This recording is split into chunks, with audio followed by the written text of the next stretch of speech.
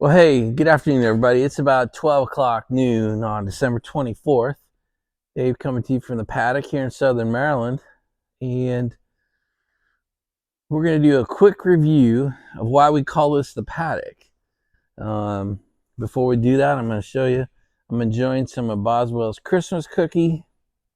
We're getting to the end of the Christmas season. How about that? So probably smoke a Christmas blend today and tomorrow and maybe on Thursday, and then we got to put them all away and move on to my other set of blends. So pretty crazy. I remember talking about getting all my Christmas blends out on December 1st pretty much, and I can't believe we're here already. So, and I've been home from Wyoming for about 5 weeks, if you can believe that. It seems like I just drove here. So time goes so quickly. But let's go ahead and light it up.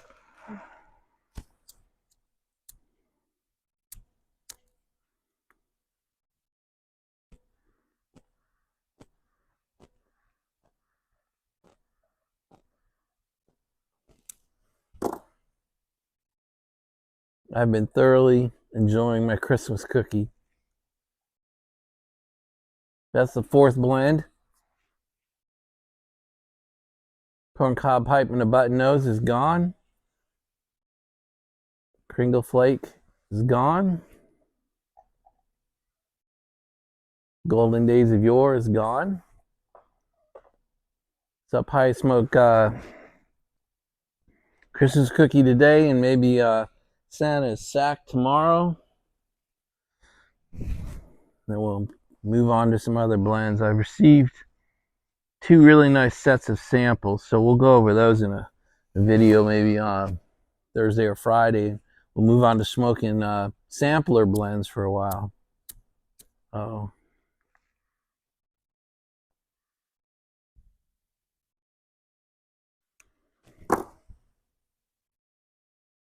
But for now, I'm going to cut you over and we're going to show you why we call this place the Paddock. There's been a lot of new people have come onto the channel, so time to have a little bit of fun. So that's what we're going to do next. We'll come back after this. So part of what I have to do is maintain my car collection, so I got to start, especially in the wintertime, get them started and run them to operating temperature. So yesterday the Audi R8 got started and ran great, but I just ran it to op temperature. I didn't take it out. This is my McLaren 720S. I don't drive this as much as I should, but I can't put a dog in it, that's for sure. Anyway, started great, running great. And here's my 2021 GT 500 Mustang. This is a true American supercar, by the way.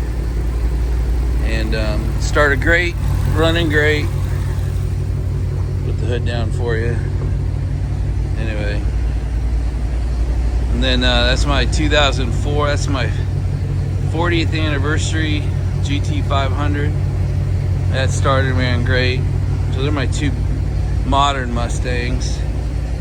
My McLaren. There's a Chevelle that'll get started in the next couple days. The R8. Here's my 65 convertible Mustang. I got one other to show you. You can see the dogs are nervous. They don't like the cars running in here. You see Sasha's got her ears all pinned back. It's okay, girl. Alright. So my Cobra is giving me some trouble, so I got to work on it a little bit. But the one that I did get started, turn the light on for you. I got a 2019 C7 ZR1. This thing's been heavily modified. It's about 1,020 horsepower to the wheel. I'll let you hear it.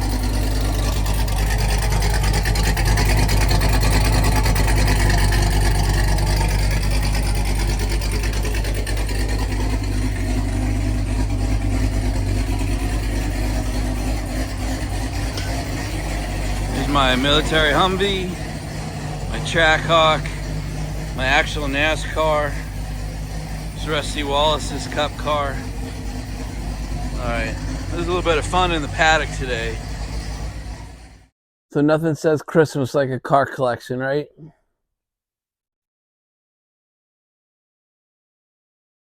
It's really been interesting. You know, I made a life commitment to Sasha and a life commitment to bring in Ranger home whenever he needs to be here. It has really changed my relationship with my cars. Because most of what I just showed you, you can't put big dogs in it and tear them up. So I'm driving a beat up old Expedition, well, way more than I am my nice cars now. That means I got to get in here and make sure the tires don't flat, and make sure that they all get started, and eventually I got to run them on my performance loop, get them out of the garage. But still fun to show you kind of what's in here, because I usually show you this, you know, which is sort of the man cave portion of my paddock. So I wanted to show you, walk you around and show you some of the cars. Next thing I want to show you is today's sunrise. Normally I don't show you sunrise, but man, it turned out great. So I walked out. So my job as part of Christmas for the last few days, today and tomorrow, is to make sure that every time my rest of my family forgets about what groceries we need, I go out. So I went out early, like 7 o'clock, because the grocery store at 7 a.m. was way better than during the day. So I went out early to pick up all the things that were on the list that they left me overnight. And this is what I got to see. I normally give you guys sunrises, but this is Christmas Eve day. Just the light out here looks really good. Just thought I'd show it to you.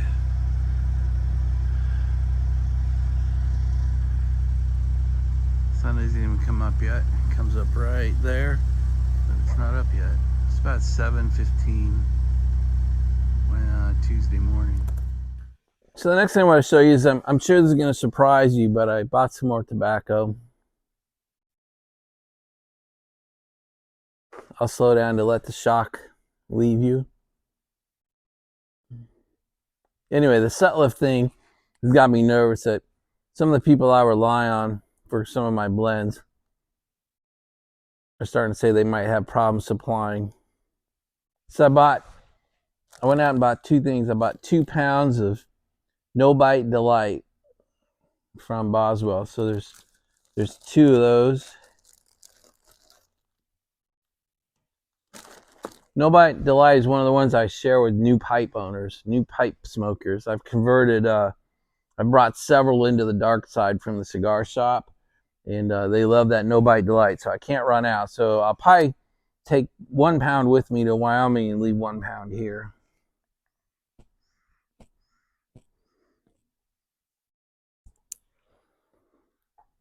Thank you, Greg. And then about 2 pounds of Boswell's Cherry Vanilla. Cherry Vanilla was my first tobacco I ever purchased. Boswell's Cherry Vanilla.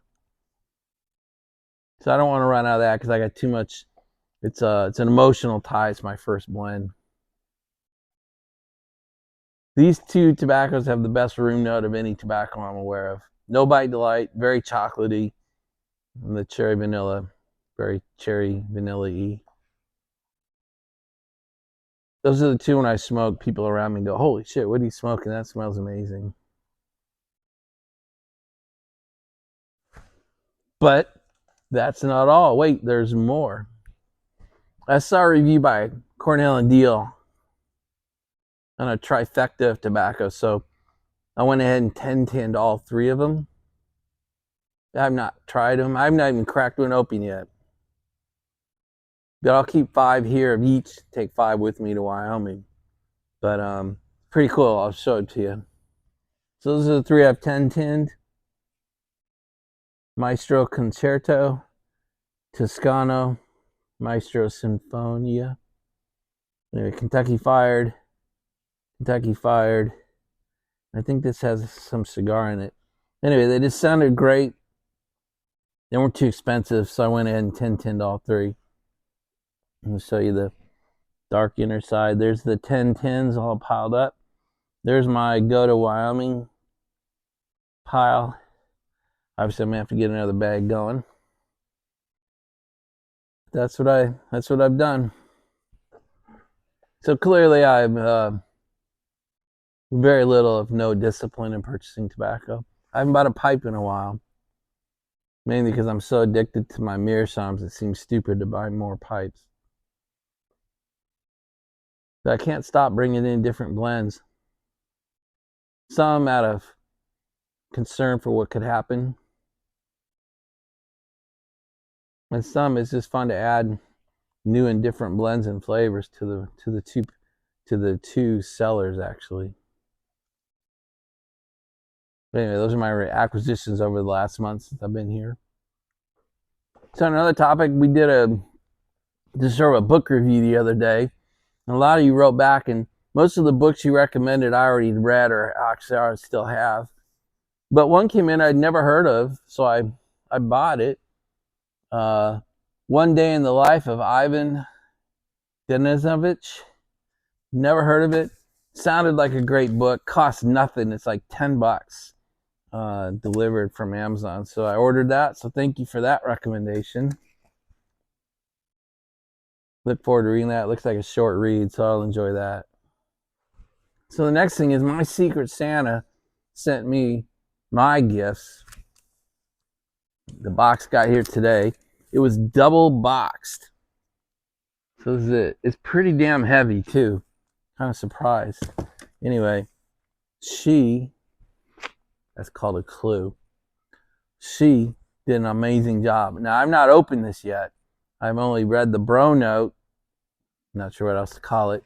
I read the bro note, which was pretty cool. I'll probably read it to you when I open it. The card is a really cool card. And physically, it's a neat card. And then we'll open this up. Maybe I'll get out to the paddock tomorrow, Christmas Day. Kind of middle of the day will be slow. So I'll probably, we'll do our family Christmas tomorrow morning. And then we have Christmas night dinner will be at our house tomorrow night. But I'll have a 4 or 5 hour gap. So maybe I'll get over here and we'll do a Secret Santa box opening. And we'll say thank you to her. Do it right. But I don't want to mix that up as part of this. This thing deserves, I can tell, this thing deserves its own video. So hopefully that'll occur tomorrow. And let's see, one of my CEO tips was to create a to-do list with paper and pencil or pen and paper. So I just wanted to show you something, that I walk my walk, I walk my talk. Anyway, this is this morning's to-do list to review my portfolio. You can see, remember I told you I'm running a Johnny Bravo test? So these are all the options I've purchased based on his watch list. These are all the ones that he's recommended that I've not touched yet, but I'm watching. So do I hold these? Do I sell them? Do I add to them? Do these look like they're good enough for me to get involved in? And then I've got all my crypto holdings down here. Do I want to add to them or just watch them?